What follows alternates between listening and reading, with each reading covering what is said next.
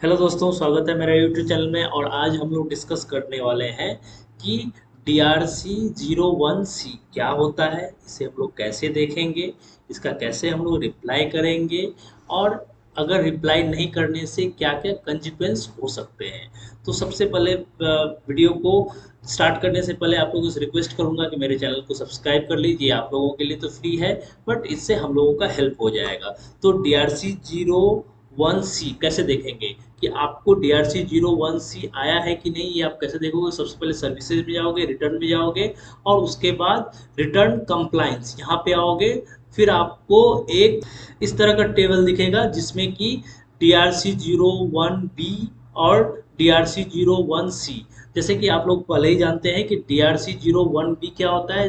There is difference between GSTR1 and GSTR3B में अगर आपका लाइबिलिटी में कुछ मिसमैच है तो आपको एक नोटिस या इंटीमेशन आएगा DRC01B में। अगर आपका मान लीजिए ITC में मिसमैच है, means ITC as per GSTR2B and ITC levelled as per GSTR3B, इन दोनों में अगर डिफरेंस है तो आपके पास आएगा DRC01C। जब आप DRC01C पे क्लिक करोगे तब आपको इस तरह का एक डैश खुल जाएगा जिसमें कि आपको देखना रहेगा कि आपका जो एक DRC01C आया है उसका रेफरेंस नंबर यहाँ पे डालना पड़ेगा, और फिर आप वहाँ पे खोल सकते हो कि इस नोटिस में क्या क्या क्वेरी है, क्या क्या नहीं है। तो ये तो हो गई DRC01 हम लोग कैसे व्यू करते हैं। अब मैं छोटा छोटा बात DRC01C के बारे में मैं आपको बता देता हूँ कि क्या क्या है DRC01C क्या है। सबसे पहला बात, DRC01C आपको तभी आएगा जब IT there is mismatch between GSTR2B and 3B में।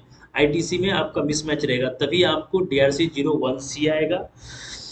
ये जो मिसमैच होगा ये कितना परसेंटेज ऑफ मिसमैच रहेगा तब आपको DRC01C आएगा। ये गवर्नमेंट ने इस पे बोला, गवर्नमेंट ने बोला है कि आपको एक प्री डिफाइंड लिमिट के हिसाब से, अगर मान लीजिए एक प्री डिफाइंड लिमिट होता है उसको अगर एक्सीड करते जाए, वो 5% हो, 10% हो, there is difference between 3B and 2B, तब आपको आ सकता है।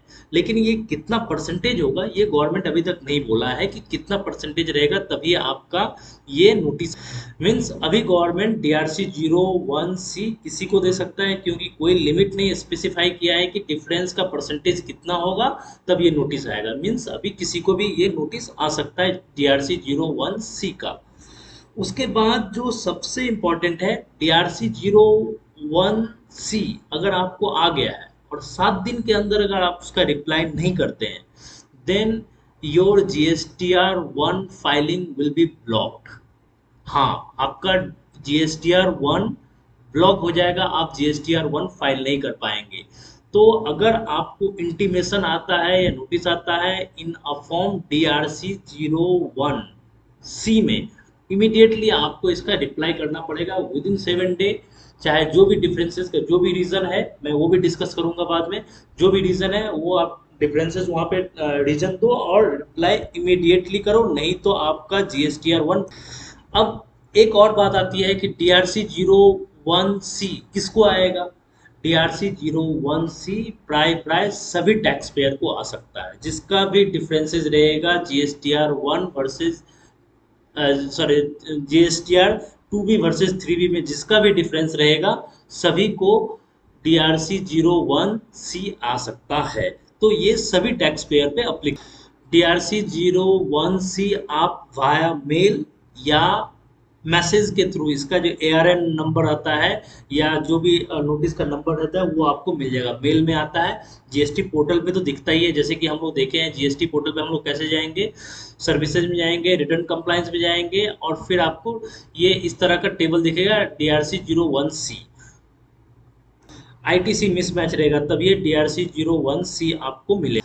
एक बार अगर आपको DRC01C रिसीव हो गया तो उसका इमीडिएटली रिप्लाई कर दीजिए विद इन 7 डे। और अगर 7 डे नहीं करते तो आपको GSTR1 ब्लॉक हो जाएगा। फिर अगर आप उसका रिप्लाई कर देते हो तो इमीडिएटली आपका GSTR1 जो फाइलिंग ब्लॉक हो जाता है वो अनब्लॉक भी हो जाएगा। मीन्स DRC01C का अगर कंप्लायंस आप प्रॉपरली कर लेते हैं तो जो ब्लॉक्ड आपका GSTR1 था वो ओपन हो जाएगा, यानी कि you are able to file DRC 01C आप फाइनेंशियल ईयर वाइज भी देख सकते हैं और पीरियड वाइज भी देख सकते हैं। यहाँ पे रिटर्न वाइज, पीरियड वाइज और स्टेटस वाइज भी आता है, रेफरेंस नंबर से भी आप देख। सपोज अगर आपको DRC 01C अगर इशू हुआ है तो आपको ARN नंबर से जब आप सर्च करेंगे तब आपके सामने इस तरह का दिख जाएगा कि एक DRC 01C मुझे रिसीव हुआ है और वो रिप्लाई के लिए स्टेटस में पेंडिंग दिखा रहा है, मतलब इसका रिप्लाई करना है विद इन 7 डे।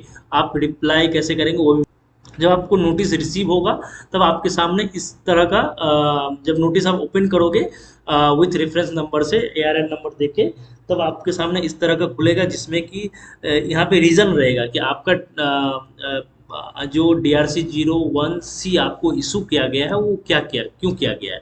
देखिए अगर आप इसमें देखेंगे तो 2B में आपका इतना ITC दिख रहा है और 3B में आपका इतना ITC दिख रहा है और शेष में इतना दिख रहा है। ये जो 30 लाख का जो डिफरेंस है, ये जो 30 लाख का डिफरेंस है इन सेल्स में या इनपुट टैक्स क्रेडिट में कहीं पे अगर डिफरेंस रहेगा तो उसके लिए आपको DRC 01C आपको इशू कर दिया जाएगा और वहाँ पे डिटेल भी रहेगा कि आप इसका रिप्लाई कर दीजिए, रिप्लाई नहीं करेंगे तो आपको GSTR1 ब्लॉक हो जाएगा। तो मीन्स ITC के डिफरेंसेस जो भी है आप उसका इमीडिएटली रिप्लाई कर दो। रिप्लाई कैसे करेंगे वो भी मैं आपको बता रहा हूँ, इसका रिप्लाई कैसे किया जाएगा और क्या क्या कंटेंट हम लोग डाल सकते हैं। जब आप रिप्लाई करने के लिए नेक्स्ट पेज में ओपन, वहीं पे जब रिप्लाई बटन पे जब क्लिक करेंगे तब आपके सामने इस तरह का स्क्रीन ओपन हो जाएगा जहां पर कि आप रीज़न दे सकते हैं। ऊपर के फिगर में जो हम लोग 30 लाख का डिफरेंस देख रहे थे उसको अगर हम लोग डिफरेंस का रीज़न देना चाहेंगे तो क्या क्या प्रोबेबल रीज़न हो सकता है। एक तो सबसे पहला बात कि अगर आप मान लीजिए गलती से एक्सेस ITC ले लिए हैं तो उसको इमीडिएटली आप पेमेंट कर दो, कैश से कर दो, क्योंकि आप गलती से ITC ले लिए हैं तो उसका पेमेंट कर दो। तो input tax credit not availed in the earlier period. Second one क्या होता है कि मान लीजिए जो टाइम गैप मैंने 2B में लास्ट मंथ में दिख रहा था, इस मंथ में मेरा इनवॉइस रिसीव हुआ है, गुड्स रिसीव हुआ है, we are eligible for availing the credit, तो इस मंथ में हम लोग क्रेडिट ले सकते हैं। ये जो है ये पहला, अगर इस तरह का सिचुएशन है यानी कि टाइम गैप है तो आप यहाँ पे क्लिक कर दो, रीजन एक्सप्लेन कर दो कि earlier period, this credit is pertainings to earlier period, और उसका इनवॉइस वाइज आप बैकअप अटैच कर दोगे तो बहुत अच्छा, क्योंकि अटैचमेंट के नीचे में सीट दिया हुआ है। उसके बाद input tax credit availed in earlier tax period in evidently और ड्यू टू मिस्टेक और ओमिशन, अगर ये रीजन है तो ये भी आप यहाँ पे डाल दो और यहाँ पे आप छोटा सा रीजन भी एक्सप्लेन कर दो। ITC availed on account of import of goods is not reflected in GST 2B। जैसे कि हम लोग को सभी बहुत सारा केसेस में क्या होता है कि इंपोर्ट हम लोग करते हैं बिल ऑफ एंट्री जो कि 2B में रिफ्लेक्ट होना चाहिए बट समहाउ ये रिफ्लेक्ट नहीं करता है, इसीलिए ये डिफरेंस आ रहा है। तो उसका अगर ये रीजन है then we have to mention this reason, और ये प्रोबेबली आ सकता है बहुत सारे कंपनियों में ये रीजन, क्योंकि इसका डिफरेंस, इसका इंपोर्ट का जो फिगर रहता है बहुत बड़ा रहता है और इमीडिएटली ये आ जाता है। ITC on account of inward supply from SEZ is not reflected in DRC 0 reflected in form GSTR 3B। अगर ये रीज़न है 2B, अगर ये रीज़न है तो ये भी आप यहाँ पे डाल सकते हो। इस तरह का ये सभी रीज़न है, ये रीज़न सभी आप डाल के, अगर आपको मान लीजिए इनमें से कोई भी रीज़न नहीं है तो आप एनी अदर रीज़न दे के फिर स्पेसिफाई कर सकते हो कि आपका जो डिफरेंस है GSTR 3B और 2B में उसका रीज़न क्या है। यहाँ पे आप डाल दो, और अगर मान लो उससे रिलेटेड कुछ बैकअप अटैच करना चाहते हो तो यहाँ पे आप बैकअप भी अटैच कर सकते हो। बैकअप अटैच करने के बाद आप यहाँ पे क्लिक कर दो और फिर सेव कर दो। सेव करने के बाद उसे व्यू जब करोगे ड्राफ्ट DRC 01C आपको इस तरह का दिखेगा, जो कि आप देख सकते हो कि कैसा है। उसके बाद आप नेक्स्ट में आओगे, रीजन भी देख, जो रीजन आप डाले थे वो इस तरह का हो, ऑलरेडी पेड या ऑलरेडी रेक्टिफाइड करके आप आगे बढ़।